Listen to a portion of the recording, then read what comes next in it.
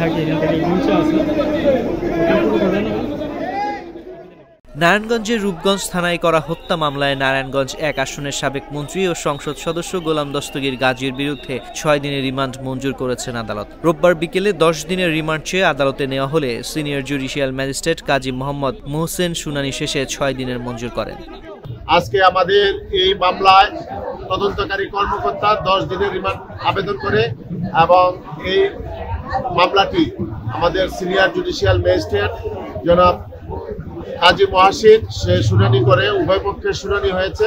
শুনানি অন্তে তাকে ৬ দিনের রিমান্ড মঞ্জুর করে। কোর্ট পুলিশের পরিদর্শক আব্দুর রশিদ জাগো নিউজকে বিষয়টি নিশ্চিত করেন। তিনি বলেন, মামলার তদন্তকারী কর্মকর্তা ১০ দিনের রিমান্ড চাইলে শুনানি শেষে আদালত ৬ দিনের মঞ্জুর করেছেন। মামলার বাদীপক্ষের আইনজীবী অ্যাডভোকেট সাখাওয়াত হোসেন খান বলেন, নারায়ণগঞ্জ ১ আসনের সাবেক মন্ত্রী ও এমপি গোলাম দস্তগীর গাজীকে কিশোর রোমান মিয়া হত্যা মামলায় ১০ দিনের রিমান্ড আবেদন করা হয়েছিল।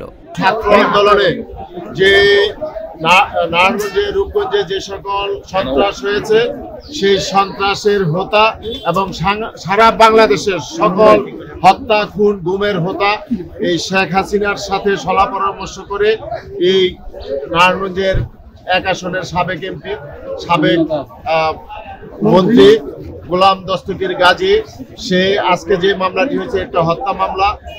একজন ছাত্র, মাত্র ১৭ বছর বয়সের একজন ছাত্র রোমান, তাকে হত্যা করা হয় গুলি করে।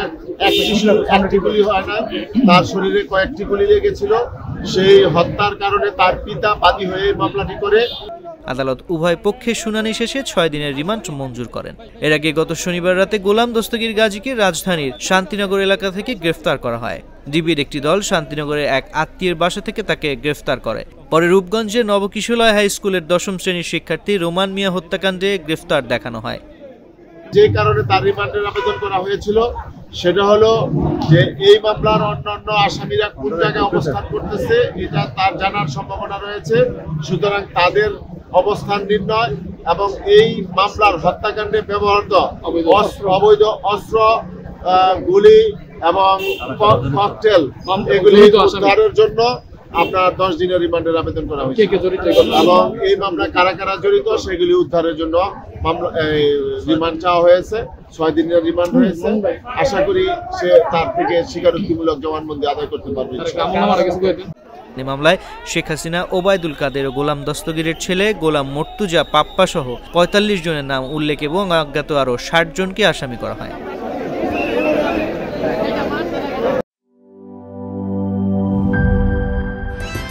Hydrostatic pressure test. আরে পাইপ তো ফ্যান্টাস্টিক। Impact test. দেখেন কত চাপ নেয়, প্রেসার যতই হোক এই পাইপ ভাঙবে না।